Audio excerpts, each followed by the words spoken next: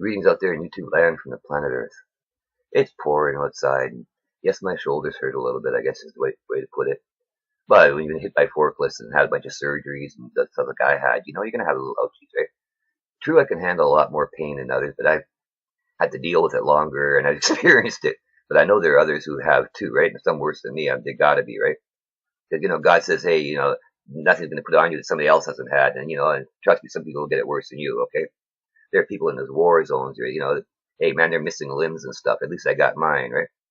See, God moves in mysterious ways sometimes. And he told me stuff. And I've been writing about it, with increasing storms, the volcano. I've been writing about it. I really have. I warned of Zika before it really became a problem, right? Nobody paid attention. They're going down there to Florida. Oh, yeah, let's have sex. They always have, let's have these parties and sex and all that. And they don't think what they're breathing home. I mean, what are you bringing home with you? And then you're going to have sex with people in your area and it's going to spread. But, think about it. These babies have to be taken care of for the rest of their lives. You're a parent now, some of you, and your kid's going to move off one day and you go, I finally get some peace and, alone time with my wife or whatever, because they used to the kids going, no. But here it is. This kid will never leave.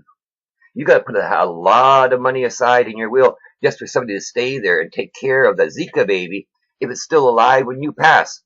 24/7, that thing needs care. It can't eat, can't drink, or nothing by itself. It's a vegetable. I'm sorry, I don't mean to be rude to people. See, God put something for us to love, but man-made diseases, come on, man. God don't make several strains of Ebola. That's a man thing. God's got all these old plagues of the past. He can lay us anytime he wants it. He can, without even raising an eyebrow, we could have a new bug here tomorrow. God don't do Ebola 1, 2, 3, 4. No, come on, man. That's man's game. BioWare, all those agenda groups, and all those, you name them. They got so many of them. It's all smoke and mirrors. They got all their little plans. Of course, this is the end times. What else is new, right? The Bible tells you this, right?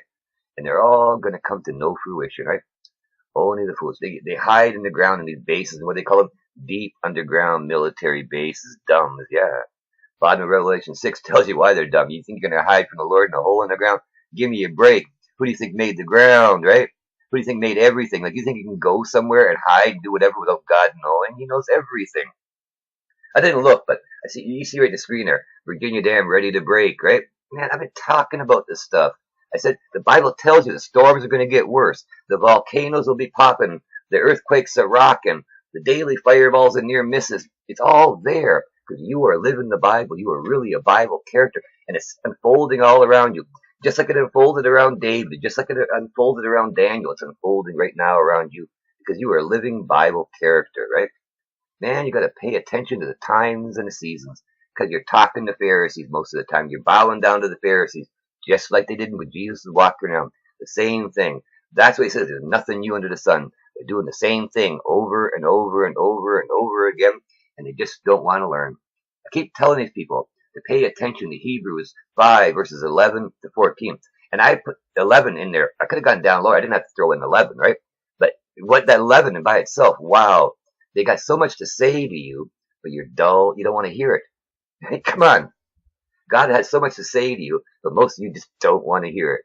Some of you will wave Bibles and think you know it all because some hireling said this and that, and you don't even check for yourself, right? So how does that make you a good servant, right? Think about it. You're not doing what God tells you to do. It's written right there. God says this, some hireling says something else, and you believe the hireling over the Bible because you didn't even read it. You didn't even take the time to study to show yourself approved to God. Oh, brothers and sisters, there are so many of you out there that do, and I love you for that. I do. And there's so many of you that are trying. You don't have to know it all yet. All that matters to God is you're trying to seek his face, man. That's what it's about. He wants a personal relationship with you. God warns of these things. And look, I didn't even have to look at it. Just the title, I mean, we already know. Yeah, I knew that. There's a storm hitting Hawaii, right at the volcano, going right to the volcano. I mean, did anybody ever tell you that islands can sink from a volcano, by the way? Atlantis found that out the hard way, right? Oh, yeah. I mean, God moves in mysterious ways. And that island is a rock, and I warned my friend to get out of there a year ago. Told her the stuff to come. Nobody wants to believe it until it's happening all around them, and they still don't want to believe it's God. Do a search in your Bibles. Go Bible Gateway. I love it. Do the King James Version because that's the one God wanted me to have. hey, if God wants that, because he knew I was getting that one right from me and my son, right? And he said, he would have said, get one of these others. They're so edited. If people show me verses thinking they're right, and I go, whoa, this is what it says right here, and I'm the guy that God healed, right? And the guy talked to, and he never said anything about any other Bibles, right? And he don't want his word edited, right? If you can't take the time to get to know God, your Father, who wants a relationship with you, how can you call yourself a good son, a good servant, right? So many out there say, I'm going to do this for God, and I'm going to do that for God. I walked there for that moment when I walked away from the laying of hands because of a false shepherd and some lukewarm Christians, bad Christians. But I didn't know anybody. I was young in Christ at the time. I had nobody to guide me.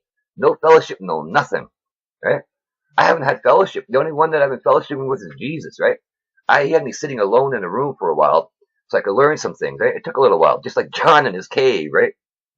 And just like John in Scream for the Wilderness, and ironically, you're going to laugh at this, and when I was young, I was thinking of picking the name John because nobody can say my name because I was born in Europe, right? And they love to mock and ridicule the name, right? I talked about that in another story. But, so I figured, hey, and then I heard people, I gotta go to John, and they're going in the bathroom to take a leak, okay? Right away, that name went out the window because of that. And I picked the one I have, right? Some people know me by it, and it's just back to life, right? And the thing is, oh, you look around, the minute the scales come off your eyes, you have an encounter with Jesus. The scales fall off, and you see so much that you ignored before. God had me turn off the TV March 12th because he didn't like what was on there, right? He's had other people, like I know a lady, Kathy, he told her about 2.5 years ago, turn it off. And there are other ones, hey, God's having them turn it off.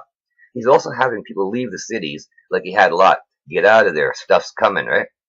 Now, the thing is, if you got juice in your heart and your mind, you're right with him. You don't have to fear. Because, he says that they will fear the things they see coming, but you're not supposed to have fear. You don't have the spirit of fear. You're supposed to look up and rejoice, for your redemption draws nigh. Are you going to be rejoicing, or are you going to be trembling in fear? Are you right with Jesus, or are you not? I write about these things and I try to talk about them, but that doesn't do any good if you don't listen. Hey, I may not get as many views as others. I may be a little hard on some of you sometimes.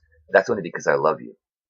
God said to love thy neighbor as thyself. And when I look at Revelation 7:9, I have a very big family. So even though I don't know you, I love you. Okay? Any one of you could be a member of my family. Especially when you look at Revelation 7:9.